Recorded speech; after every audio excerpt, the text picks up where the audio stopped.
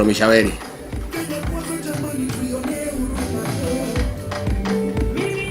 Thank you very much, my colleague Honorable Rigathi Gachagua, Your Excellency the Deputy President of the Republic of Kenya, fellow party leaders.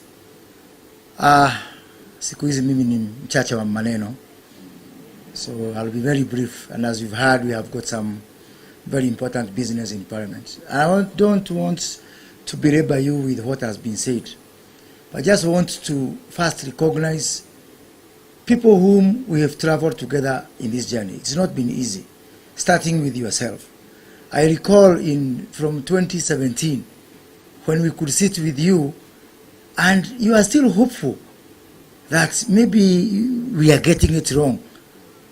It took you, in my estimation, 3 years before you started accepting kwamba tunachezwa. So all the time you are saying, no, hapana, rais hawezi kutufanya namna hii, mtu ambaye tumetoka mbali na yeye namna hii.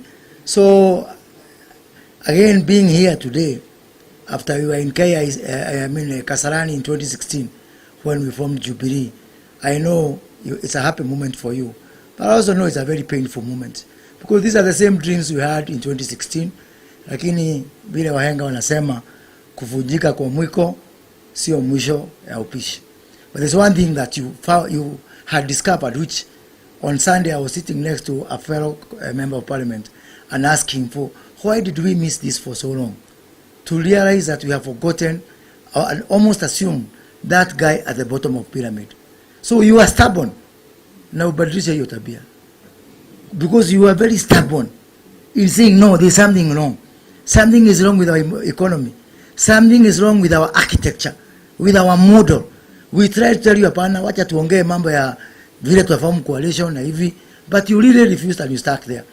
And also to my colleagues, and especially members of Parliament who are from UDA especially. Some few years back, only I think 2 years, the leader of, the whip, majority whip in the Senate was Madam Susan Kihika. Then, because of associating with you, Susan Kihika was removed, and they put Irungu Kangata, who also joined you.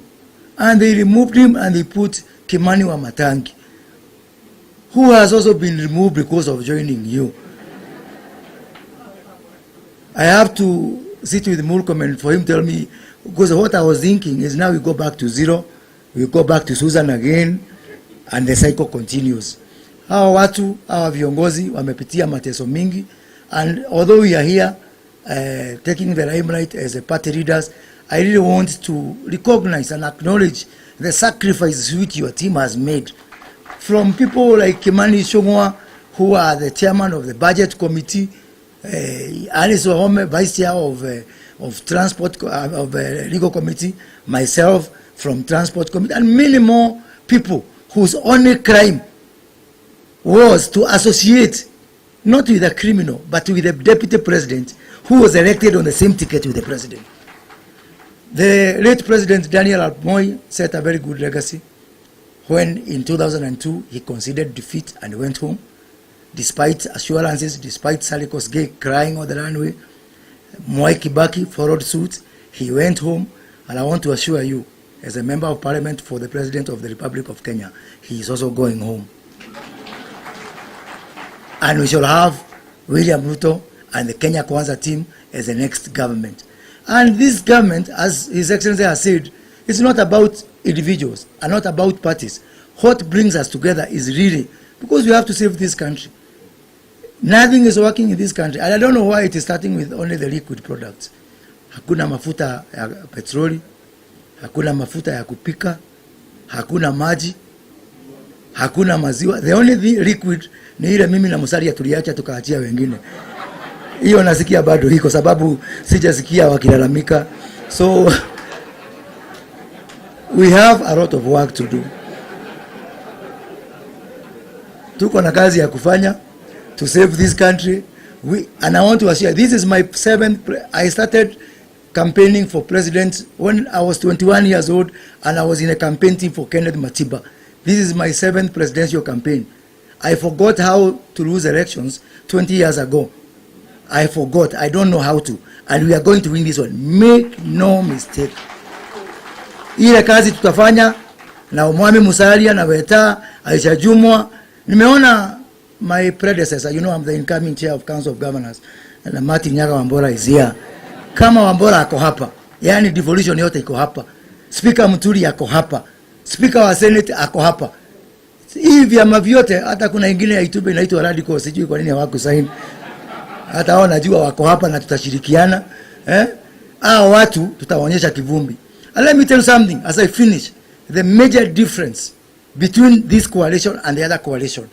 This coalition, there is joy and happiness being in this family. This is not a coalition, this is a family. Nobody is woken up, nobody is told to go and do something. The kind of commitment, how else would we survive 5 years of Mateso kama sio unity and our family ethics and our family attitude? Now with the new members who have joined us, we are going to work together. And let me tell you something, because you know Raila Odinga is my friend. And I want to say it on record that Raila was ready to go home after 2017. It is some people who wanted protection, I don't know for what. Because only people who are guilty go looking for people to protect them, including a man who was ready to go and look after his grandchildren. And you stop him from going home. So my good friend Raila Odinga, because I know also you have been forced, like we are being forced to run again, we shall help you by sending you home. Asanteni sana na Mungu awabariki sana.